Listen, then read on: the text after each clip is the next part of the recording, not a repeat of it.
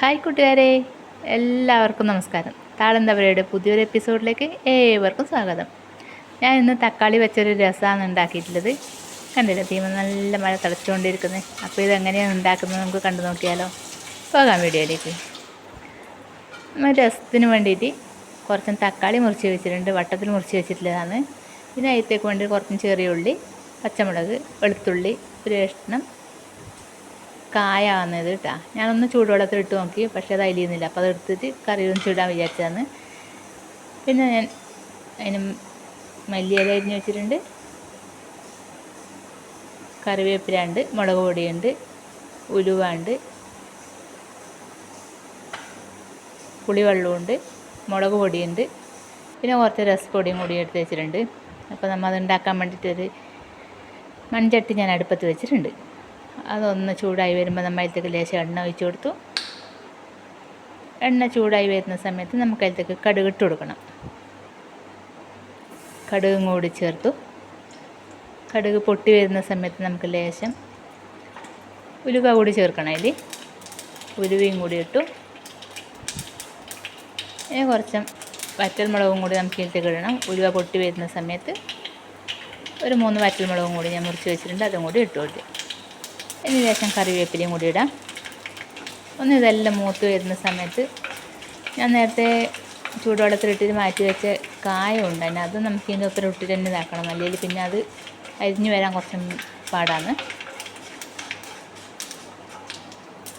അപ്പം നമുക്ക് ആ ചെറിയ ഉള്ളി ഇടാം.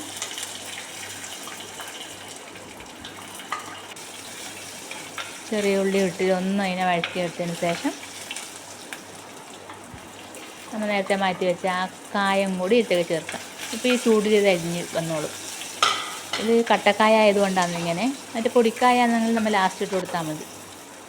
ഇനിയിപ്പോൾ നമ്മൾ തക്കാളി വട്ടത്തിൽ അരിഞ്ഞ് വെച്ചിരിക്കുന്ന തക്കാളിയാണ്. ഇതിങ്ങനെ അരിഞ്ഞ് പെട്ടെന്ന് അത് ഉടഞ്ഞ് കിട്ടും, അതുകൊണ്ടാണ് ഞാൻ ഇങ്ങനെ അരിഞ്ഞ് വെച്ചിട്ടത്. ഇനി നമുക്ക് അതിനെ ഒന്നിങ്ങനെ ഉടച്ചെടുക്കണം. തക്കാളിയുടെ കഷ്ണങ്ങളൊന്നും പാടില്ലാതെ ഉടഞ്ഞ് വരണം. അതുവരെ നമുക്ക് ഇതിനൊന്ന് വഴറ്റിയെടുക്കാം. നമുക്ക് ഇതിനാവശ്യത്തിൻ്റെ ലേശം ഉപ്പും കൂടി ഇട്ട് കൊടുത്തിട്ടുണ്ട്.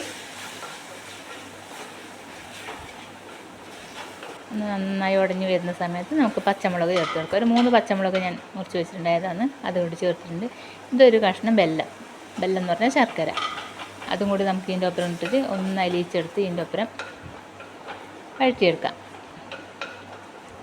എല്ലാം കൂടി നന്നായി വഴണ്ട് വന്നിട്ടുണ്ട്.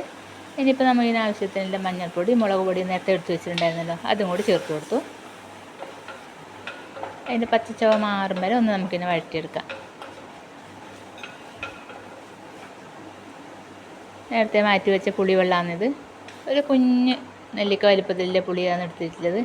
തക്കാളിക്ക് നല്ല പുളി ഉണ്ടല്ലോ, അപ്പോൾ അതുകൊണ്ട് ആ പുളി വീഞ്ഞ് വെച്ച വെള്ളവും കൂടി ചേർത്തു. പിന്നെ നമുക്ക് രസം എന്ന് പറയുമ്പോൾ കുറച്ച് ലൂസിൽ കിടക്കണം, അതിന് വേണ്ടി ഞാൻ അതിനൊക്കതായ വെള്ളവും കൂടി ചേർത്തിട്ടുണ്ട്. ഇനിയിപ്പോൾ നമുക്ക് ഇതിനൊന്ന് തിളച്ച് വരാൻ വേണ്ടിയിട്ട് വെക്കണം. നന്നായി മിക്സ് ചെയ്തതിന് ശേഷം ഇതിനെ നമുക്ക് തിളക്കാൻ വെക്കാം.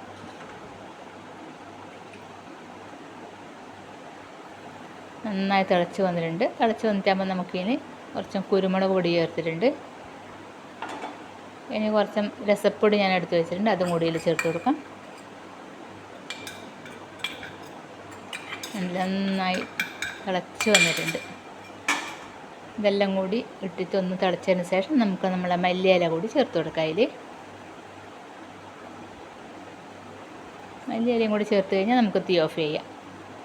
ഇത് മൺചട്ടി ആയതുകൊണ്ട് നമുക്ക് ഇത് തിളച്ചുകൊണ്ട് നിൽക്കും. ഇത് തീ ഓഫ് ചെയ്ത് കഴിഞ്ഞാലും ഇത് തിളച്ചുകൊണ്ട് നിൽക്കും. കണ്ടില്ലേ, തിളച്ചുകൊണ്ട് നിൽക്കുന്നത്. അപ്പോൾ നമുക്കിതിനെ ഒന്ന് അടച്ചു വെച്ചിട്ട് കുറച്ച് സമയം കഴിയുമ്പോൾ തുറന്ന് നോക്കാം. നമുക്കിതിനെ കണ്ടില്ലേ, കുറച്ച് സമയം കഴിയുമ്പോൾ നമ്മൾ തക്കാളി രസം, അടിപൊളി തക്കാളി രസം റെഡി ആയിട്ടുണ്ട്. ഒരു പാത്രത്തിലേക്ക് നമുക്കിതിനെ കോരി മാറ്റാം. കണ്ടോ, അടിപൊളി തക്കാളി രസം. അപ്പോൾ എല്ലാവരും ഒന്ന് ഇങ്ങനെ ഉണ്ടാക്കി നോക്കിക്കോളും. അടിപൊളി ടേസ്റ്റാണ് കേട്ടോ. അടുത്തൊരു വീഡിയോയിൽ കാണും വരെ എല്ലാവർക്കും ബൈ ബൈ.